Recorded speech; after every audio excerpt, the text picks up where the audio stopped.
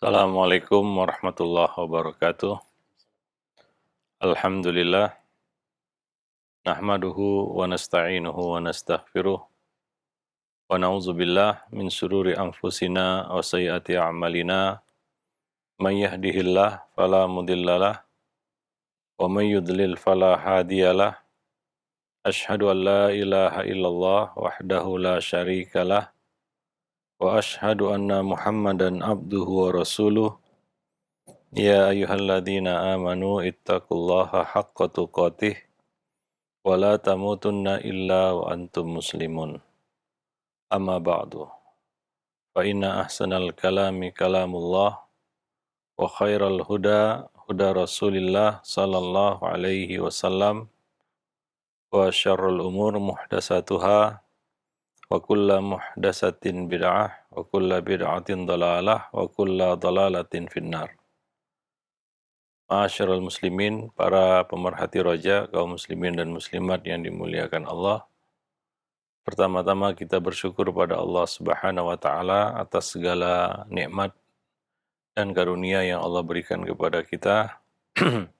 Salawat dan salam atas Nabi kita Muhammad sallallahu alaihi wasallam, keluarga beliau, sahabat beliau dan umat beliau sampai hari kemudian.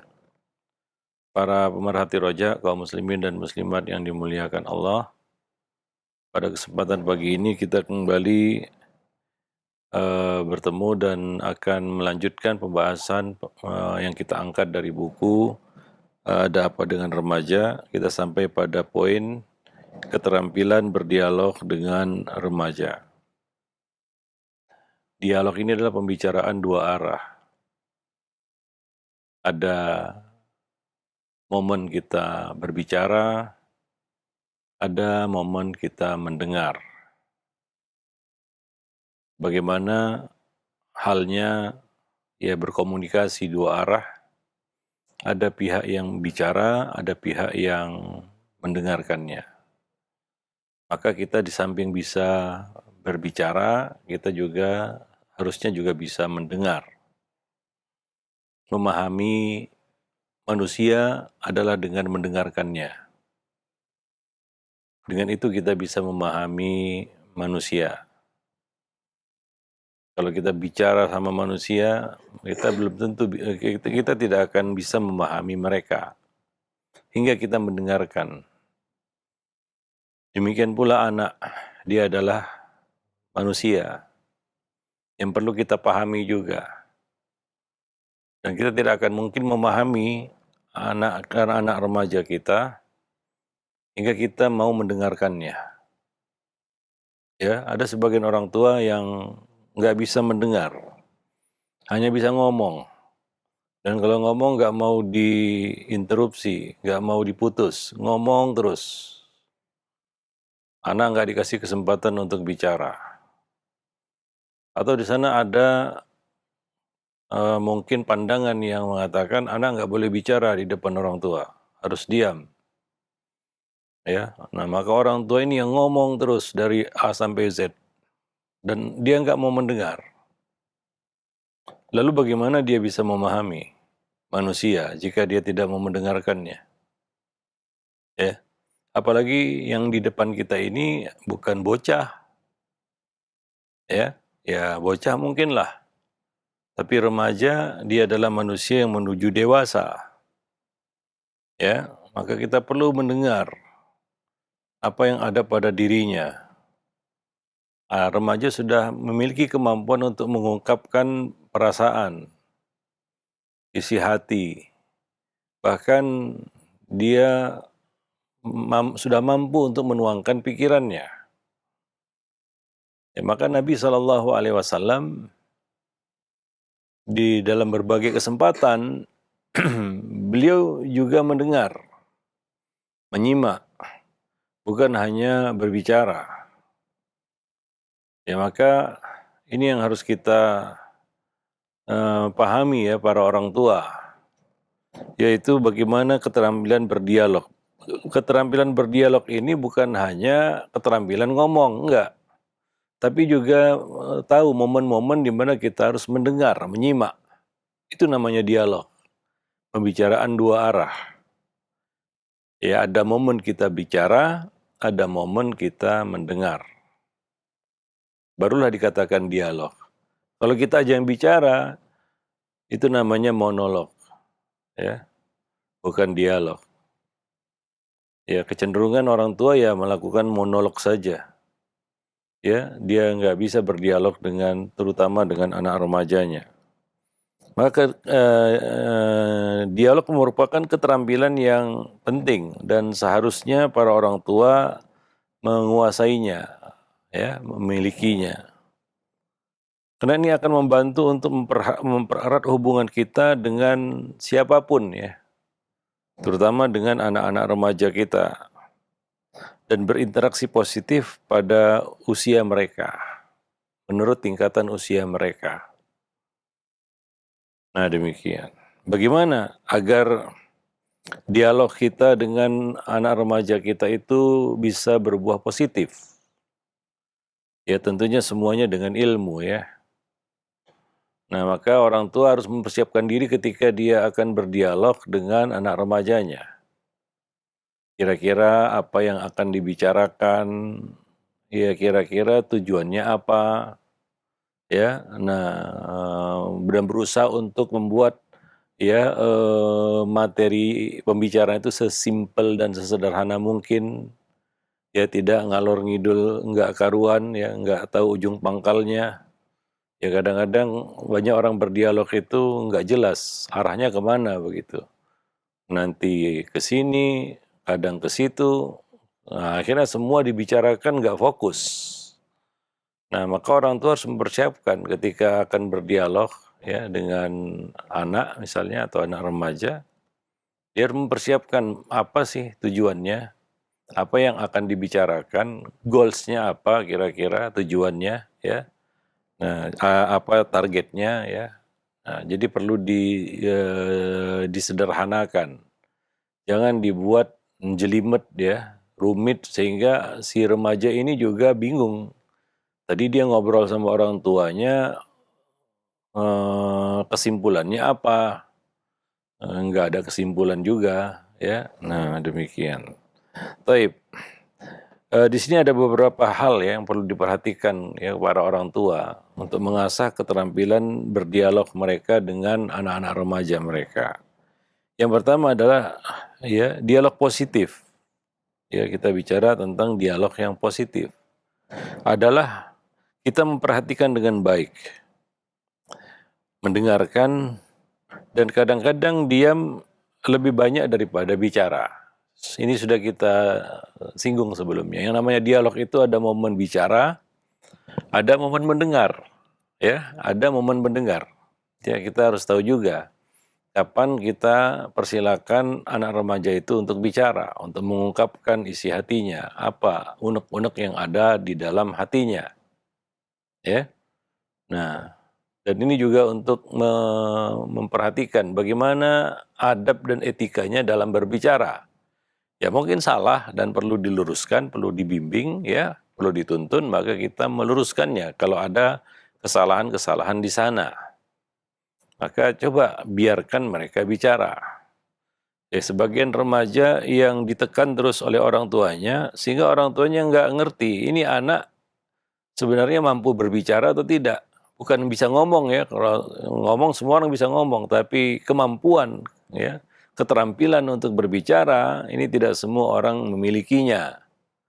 Ya, banyak orang yang bisa ngomong, ya semua bisa ngomong. Ya, kalau nggak bisa ngomong namanya bisu.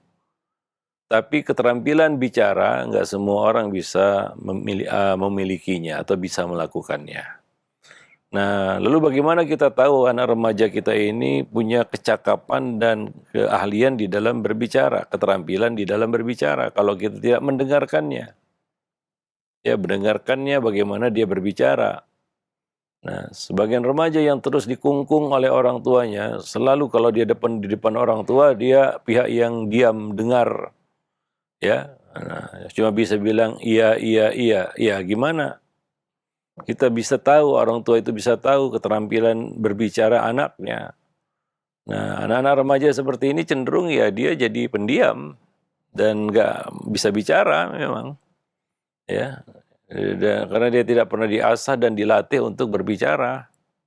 Ya, kalaulah di rumah seperti itu, di sekolah juga sama nantinya. Ya, kita lihat anak-anak di sekolah itu keterampilan bicaranya payah karena tidak pernah dibimbing oleh orang tua mereka.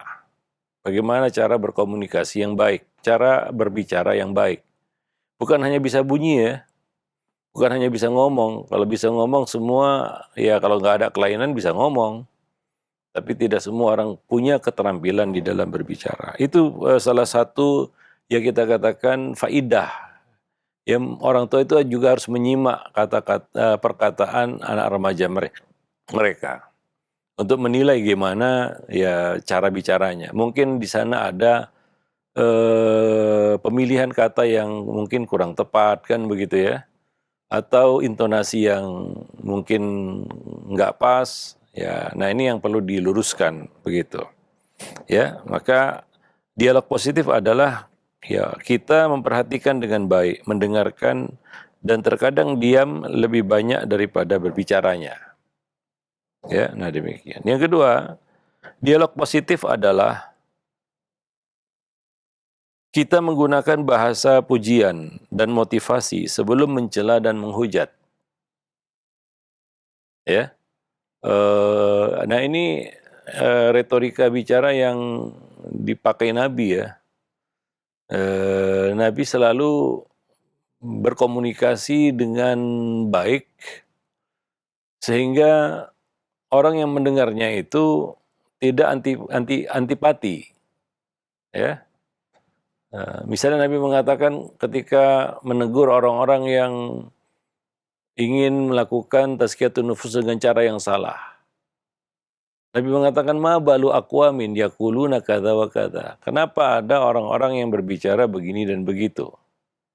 Kadang-kadang Nabi menyamarkan, tapi dengan bahasa yang kita katakan tidak vulgar ataupun bahasa isyarat, manusia sudah tahu. Kalaulah manusia tahu dengan bahasa-bahasa kiasan atau isyarat atau bahasa-bahasa majazi, maka nggak perlu kita menyampaikan kata-kata yang vulgar. Ya, kadang-kadang perlu kita menjaga perasaan orang yang kita ajak bicara. Ya, enggak semua harus to the point atau vulgar. Ya, nah demikian. Dan kalau perlu, ya mendahulukan ya bahasa pujian atau motivasi sebelum ya ada kritikan ataupun ya kita katakan koreksian. Nah demikian. Ya, di dalam agama kita ya seperti itu konsepnya ya, targhib dan tarhib. Didahulukan targhib, ya motivasi, anjuran, dorongan, ya baru setelah itu tarhib, yaitu ancaman, peringatan. Ya, karena ketika apa kata Sulaiman bin Mihran, jangan kamu harap orang yang telah kamu buat marah mau mendengarkan kata-katamu. Ya, nah, ini perkataan Mihran bin Sulaiman. Dia mengatakan, jangan berharap orang yang sudah kamu buat marah dia mau mendengarkan kata-katamu. Ya, kalau dia sudah jengkel, kesal, ya maka jangan berharap dia mau mendengarkan kata-kata kita. Maka sebagian orang tua membuka pembicaraan dengan hal yang menjengkelkan, membuat anak itu jengkel gitu. Sementara inti belum tersampaikan gitu ya. Nah, anak sudah terlanjur menjaga jarak dan menjauh. Ya, dia sudah pasang kuda-kuda untuk tidak mendengarkan kata-kata kita. Karena mukaddimah kita salah. Ya, kita memberikan pendahuluan yang justru mengakhiri pembicaraan. Ya, maka mulailah dengan hal-hal yang ringan dan menyenangkan, atau artinya tidak membebani ya, tidak mengintimidasi. Ya, banyak orang tua berbicara sama anaknya, awal perkataan sudah mengintimidasi. Yaitu tuduhan misalnya, kamu begini ya, kamu begitu ya. Ya sudah, dia sudah pasang kuda-kuda itu. Ya, nah ini mau divonis ini mau dihukum ini. Ya, dia pun jadi takut itu. Ya takut, ya dia nggak salah tapi disalahkan begitu ya. Nah, demikian. Ya, jadi penting itu membuka dialog itu dengan hal yang bisa diterima dulu. Ya, nah, ya misalnya dengan bahasa-bahasa pujian, bukan memuji, tapi bahasa pujian. Ya, misalnya sebenarnya kamu ini begini, itu sebenarnya pujian ya, bahasa pujian namanya. Bukan memuji, beda. Bahasa pujian itu ya bahasa yang tidak mengandung ya kita katakan celaan, hujatan atau tuduhan. Ya, nah kalaulah kata pertama yang keluar dari kita itu tuduhan, ya ini namanya sedang cari-cari kesalahan itu ya. Nah orang pun takut nanti dia nggak salah tapi disalahkan gitu. Karena awalnya sudah tuduhan, ya maka ini penting ya karena banyak orang tua itu nggak menguasai ya keterampilan berdialog. Ya. Ya, atau dia ingin segera to the point ya, maka kita katakan tidak semua perkara harus langsung to the point. Wah ini supaya hemat waktu, enggak. Manusia perlu waktu untuk bisa memahami kita. Ketika dia mendengarkan kita, dia perlu waktu untuk memahami kita. Ya, bahkan untuk memahami kata-kata kita. Lebih-lebih lagi memahami apa yang kita inginkan. Itu beda itu. Memahami kata-kata dengan memahami apa yang kita inginkan. Nah, kalaulah memahami kata-kata kita saja dia sudah kesusahan, artinya nggak bisa memahami kata-kata kita, bagaimana dia memahami isi hati kita, ya tujuan kita, apa sebenarnya ingin kita inginkan darinya, ya dengan pembicaraan tersebut. Ya ini jauh panggang dari api. Ya, maka ya mulailah dengan hal-hal yang ringan dan bisa diterima dulu gitu ya. Apa kata Nabi? Yassiru wala tu'assiru, basyiru wala tunaffiru. Mudahkan, jangan dipersulit. Ya, jangan dipersulit. Ya, kemudian Nabi mengatakan, ya basyiru, beri kabar gembira dulu. Ya, wala tunaffiru, jangan membuat dia lari. Nah ini kita katakan kaidah umum ya di dalam berkomunikasi sebenarnya, berdialog dengan siapapun lah. Dengan istri, dengan anak, atau dengan pihak lainnya, orang tua ataupun karib kerabat atau manusia pada umumnya. Ya, basyiru wala tunaffiru. Beri kabar gembira. Ya, jangan buat orang lari. Ya, jadi misalnya menggunakan bahasa-bahasa pujian tadi ya. Seperti yang kita contohkan tadi, ya sebenarnya kamu ini anak baik kan begitu ya. Padahal ya ada yang ingin kita luruskan ini. Tapi kalau awal pembicaraan sudah kamu begini ya, kamu begitu ya, ya sudah. Ya kita aja kalau digitukan ya kita akan pasang kuda-kuda. Ini orang mau apa kan begitu ya. Ya ini mau menyalahkan saya ini. Ya manusia kan punya self defense ya. Ya kecondongan untuk membela diri ya. Nah, kalaulah kata-kata yang keluar pertama itu udah tuduhan, ya ini sangat tidak mengenakan, dialog itu jadi nggak sehat, nggak positif, ya. Wallahu a'lam bishawab. Ya biasanya, ya ini alasannya ya kenapa kadang-kadang manusia itu ya awal dialog sudah menggunakan kata-kata yang menyerang, itu istilahnya, ofensif, ya. Kata-kata yang intimidatif. Seperti tuduhan tadi, ya, kata-kata tuduhan itu kan intimidasi ya kepada lawan bicara, ya.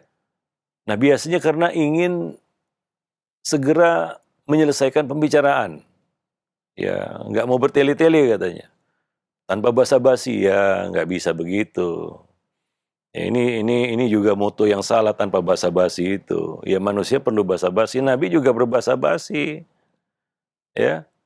Ya, Nabi pernah datangi orang yang ini pemimpin yang buruk. Nabi mengatakan ya apa namanya apa ya kita berkomunikasi yang baik kepada orang ini, padahal orang ini pemimpin yang buruk di kaumnya. Aisyah bertanya, kenapa kamu berbicara demikian ya Rasulullah? Padahal dia kan orang bukan seperti itulah orangnya. Maka Nabi mengatakan, bi'sal apa namanya? Ya, ini dia adalah bi'sa akhul asyirah. Orang ini adalah seburuk-buruk pemimpin. Ya, ya, ya, inna min asyarin nas, kata Nabi. Sungguhnya di antara manusia yang paling buruk adalah man tarakahun nas ittiqa afushihi, yang dihindari oleh manusia karena ingin menjaga diri dari keburukannya. Ya, wallahu alam bisawab.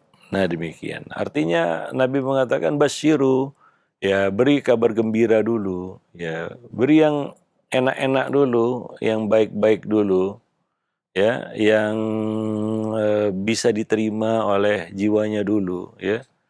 Nah, walaupun nanti pada saatnya kita akan menyampaikan poin pembicaraan kita, tapi dia sudah membuka hatinya, ya, dia tidak terintimidasi, bahkan dia merasa ya diemongi istilahnya, ya merasa dibimbing gitu ya. Nah, dia kan senang gitu ya.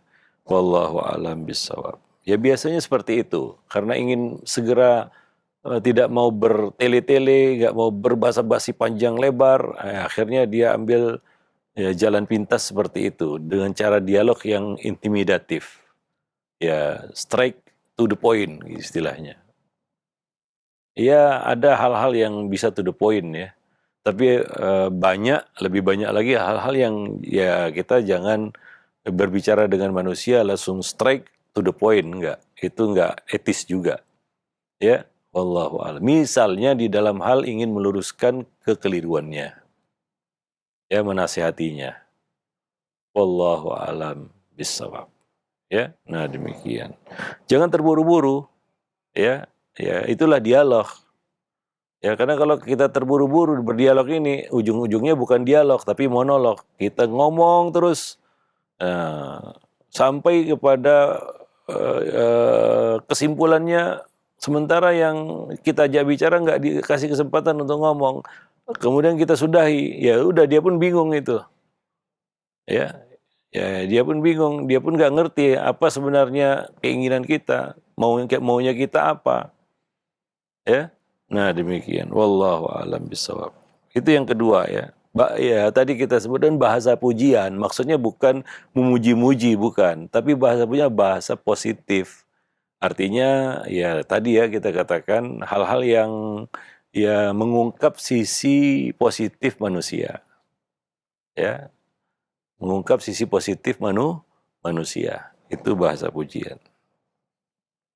Ya kemudian dialog positif adalah kita menggunakan berbagai jenis metode motivasi dengan sikap positif yang sederhana.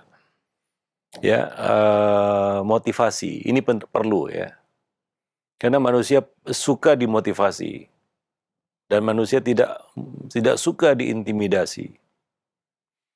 Begitulah jiwa manusia. Ya, mereka senang dimotivasi. Ya, itu motivasi itu untuk prestasi atau untuk meninggalkan hal-hal yang buruk. Ya, misalnya memotivasi orang supaya tidak malas gitu ya. Ya nggak etis kan kalau kita kan kamu pemalas, jangan malas. Ya, dia pun ya dia akan lari ya, menghindar dari pembicaraan ya. Karena kita langsung memvonisnya, mengintimidasinya dengan apa? Dengan vonis. Wah, kamu pemalas, jangan malas. Hidup kok bermalas-malasan, ya nggak sembuh pemalasnya gitu ya. Dia merasa diejek itu kan begitu ya. Ya kecenderungannya manusia kalau divonis, ya namanya juga vonis, ya dia akan mengatakan dalam dirinya, ya itulah aku, ya kan sudah divonis pemalas gitu. Nah, jadi kasih motivasi bahwasanya misalnya ya hidup yang penuh vitalitas itu menguntungkan kan gitu ya. Rajin itu ya, membawa keuntungan gitu ya. Nah, Ya, bahwa semua orang bisa menjadi pribadi yang rajin, orang yang rajin ya. Nah, jadi tidak langsung masalah malas begitu ya. Walaupun yang kita ingin sembuhkan ini penyakit malas misalnya, pada anak lah misalnya. Ya, anak-anak kan salah satu penyakit mereka kan penyakit malas gitu ya. Nah, demikian. Wallahu a'lam bishawab. Jadi kasih motivasi, ini namanya metode motivasi. Ya, di manusia itu suka ditarghib, dikasih motivasi. Ya, jangan divonis. Ya, jangan direndahkan. Berikutnya yang keempat, dialog positif adalah kita fokus pada masalah. Saat kita membicarakan suatu masalah, maka fokuslah pada masalah. Jangan melebar ke sana kemari, lalu menyinggung-nyinggung hal yang nggak perlu disinggung. Ya, lalu hingga kebongkar semua sisi negatifnya, sisi buruknya. Ya, padahal yang kita ingin luruskan satu sisi buruknya. Lalu kita bongkar semua sisi buruknya. Ya sudah, ini akan memperuncing masalah sebenarnya. Ya, ini mempermalukan istilahnya ya. Nah, maka fokuslah pada masalah, satu poin. Misalnya tadi ya, kita ingin menyembuhkan penyakit malasnya. Nggak perlu melebar ke sana kemari. Lalu hal-hal buruk lainnya juga kita bongkar. Wah, itu karena kamu begini, kamu begitu, ini itu. Iya, orang yang diajak bicara, dialog pun bingung kalau seperti itu. Sebenarnya ini masalahnya apa begitu ya. Nah, demikian. Mana masalah anak banyak, nggak mungkin kita selesaikan semua masalah anak itu dalam satu majelis gitu ya. Lalu kita istilahnya bongkar-bongkaran, maka fokuslah pada masalah yang akan dibicarakan, yang menjadi materi dialog. Gak usah melebar ke sana kemari. Hingga kadang-kadang ya, masalah-masalah yang bukan masalah itu yang menjadi isu utama. Ya, dialog panasnya justru di situ itu. Masalah intinya terabaikan begitu, karena sudah melebar ke sana kemari. Ya, nah demikian.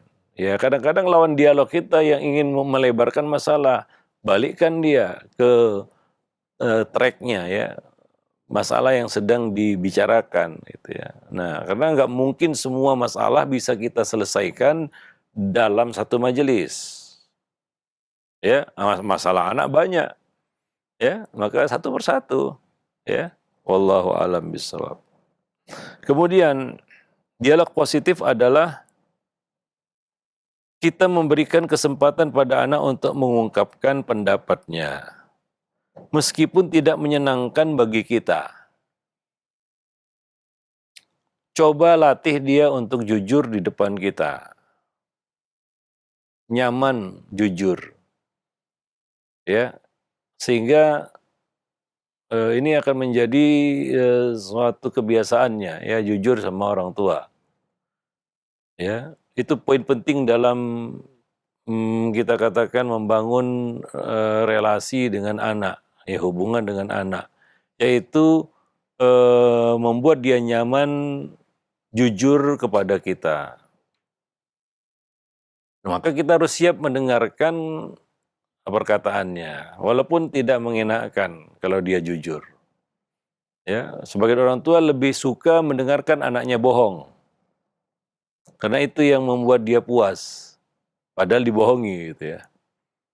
Ini kan kita katakan ini justru masalah baru ya, yang muncul gitu ya. Ya, di samping masalah yang ada, yaitu anak ya berani bohong kepada orang tua. Maka buat dia kita katakan nyaman untuk berbicara, untuk jujur. Karena orang tuh untuk jujur perlu kenyamanan ya. Ya, salah satu dorongan orang itu tidak jujur atau bohong adalah dia merasa tidak nyaman kalau jujur. Ya, itu kadang-kadang seperti itu ya. Karena dia merasa tidak nyaman untuk jujur, maka dia bohong aja gitu ya. Anak juga sama seperti itu. Maka buat mereka itu nyaman untuk jujur gitu ya. Ya, maka jangan terlalu overacting misalnya ketika anak itu jujur. Ya, ini sebagian orang tua kalau anaknya jujur, wah dia bersikap overacting, berlebih-lebihan. Ya, macam langit mau runtuh, bumi mau terbelah. Ya, oh, ya dia menunjukkan ledakan amarah yang besar ketika anaknya jujur. Ya, besok besok harinya, ya kemudian hari, anak ini akan jerah untuk jujur sama orang tuanya. Kalau begitu, saya nggak usah jujur aja lah, katanya. Dalam hatinya itu, seperti itu. Karena dia lihat kejujurannya diapresiasi dengan sikap yang terlalu berlebihan. Ya, ya bisa dikatakan overacting gitu ya. Nah demikian. Wallahu alam bisawab. Walaupun kita sadari mendengarkan kejujuran anak itu tidak menyenangkan bagi kita. Kadang-kadang sesak dada kita, terkejut-kejut juga kadang-kadang kita. Ya, tapi itu perlu ya untuk ya satu kita bisa mengetahui sebenarnya apa yang ada pada dirinya dengan kejujurannya itu. Ya, yang kita tahu masalahnya apa sebenarnya. Ya, tidak termanipulasi dengan kebohongannya. Sehingga yang sebenarnya bukan masalah jadi masalah begitu ya. Karena dia tidak jujur sama orang tuanya. Wallahu a'lam bishawab. Jadi ini yang perlu kita lakukan yaitu memberikan kesempatan kepada anak untuk bicara, untuk mengungkapkan pendapatnya sejujur mungkin.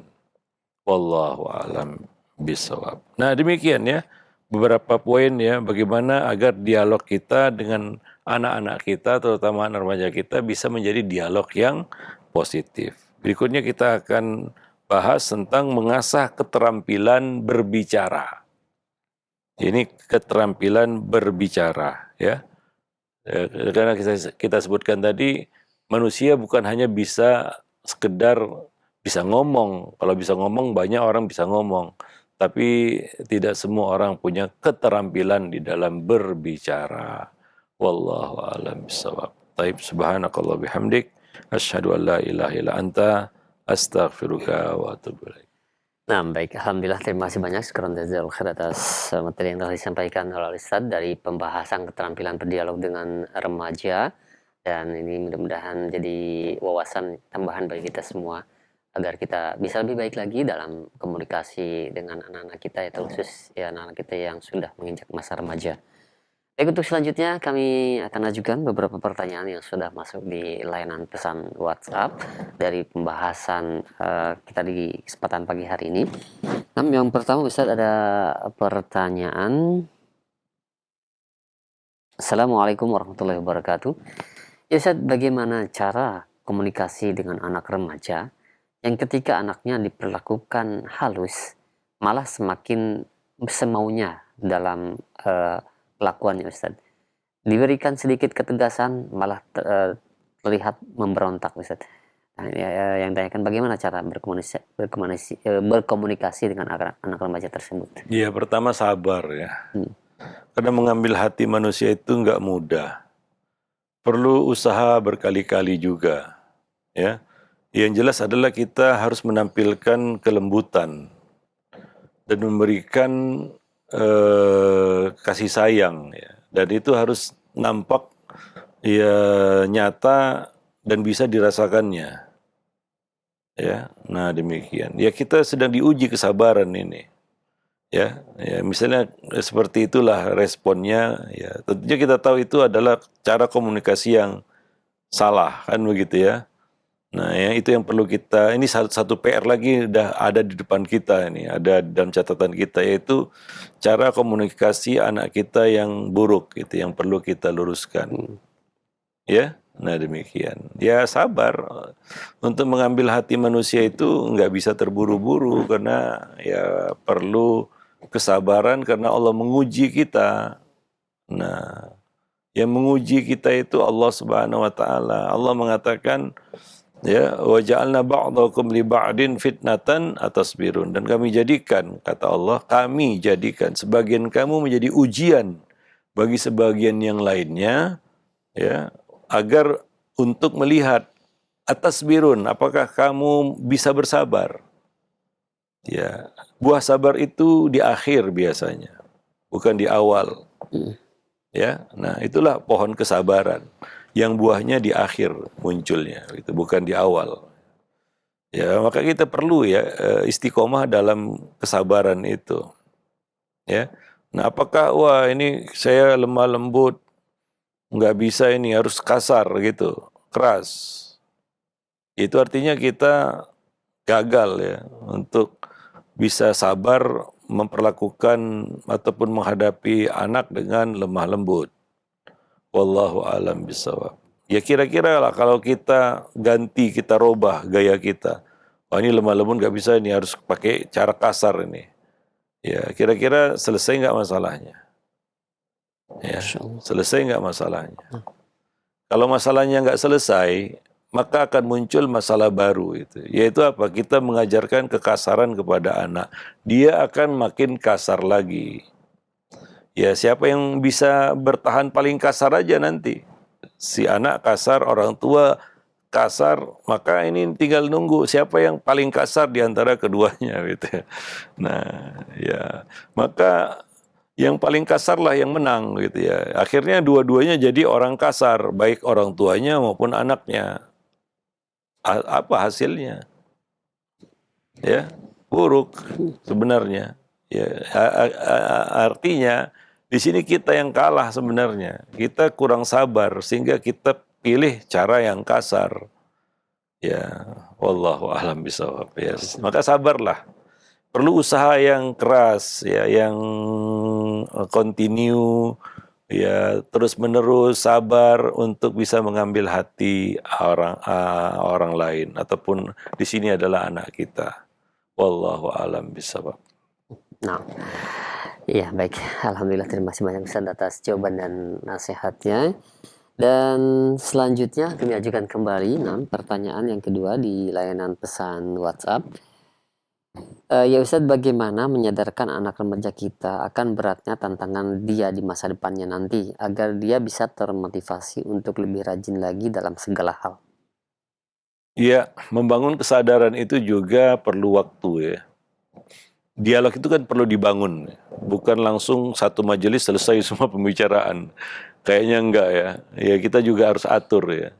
Tadi kita fokus ya. Misalnya poin ini dulu yang harus kita bicarakan dengan anak. Berikutnya nanti poin-poin yang lainnya. Semacam kurikulum gitu ya. Kita bicara dialog dengan anak itu. Enggak mungkin lah. Satu majelis sekali ngomong semua masalah selesai, semua masalah dibicarakan. Yang diajak bicara pun nanti jadi bingung gitu. Ya enggak, karena dia enggak mampu untuk menyimpulkannya. Ya, nah demikian. Wallahu a'lam bishawab. Jadi kesadaran itu juga perlu dibangun pelan-pelan. Ya. Ya, menumbuhkan kesadarannya ya sebagai contoh ya, menumbuhkan kesadarannya supaya rajin ibadah misalnya. Itu kan perlu waktu juga. Nggak bisa sekali ngomong dia berubah kan gitu ya. Tiba-tiba menjadi sosok yang rajin ibadah.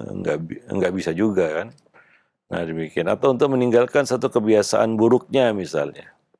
Ya itu kita perlu untuk membangun kesadarannya bahwa itu kebiasaan yang buruk harus ditinggalkan. Ya itu kan perlu dibangun ya kesadaran itu. Dan itu juga perlu sabar.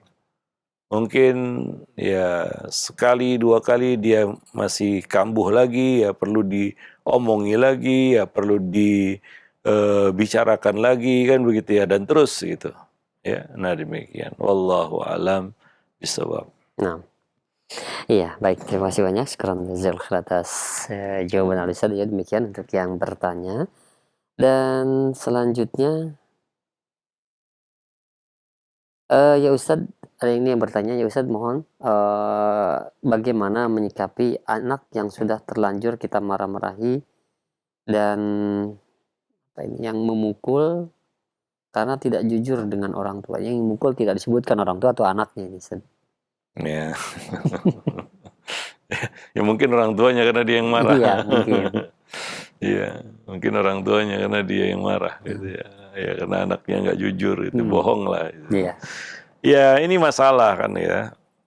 Makanya orang tua juga harus punya konsep gitu ya untuk menyelesaikan masalah anak. Misalnya masalah bohong pada anak, anak suka bohong. Lalu kita marah-marahi begitu.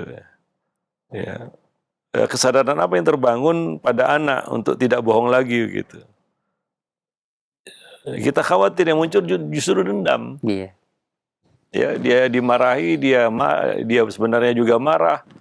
Ya, dia sebenarnya tidak ingin berhenti dari bohong gitu. Cuma karena mungkin ini untuk supaya orang tua ini berhenti marahnya, Akhirnya ya iya aja dia kan begitu ya. Tapi sebenarnya dia tidak ada niatan untuk berhenti bohong.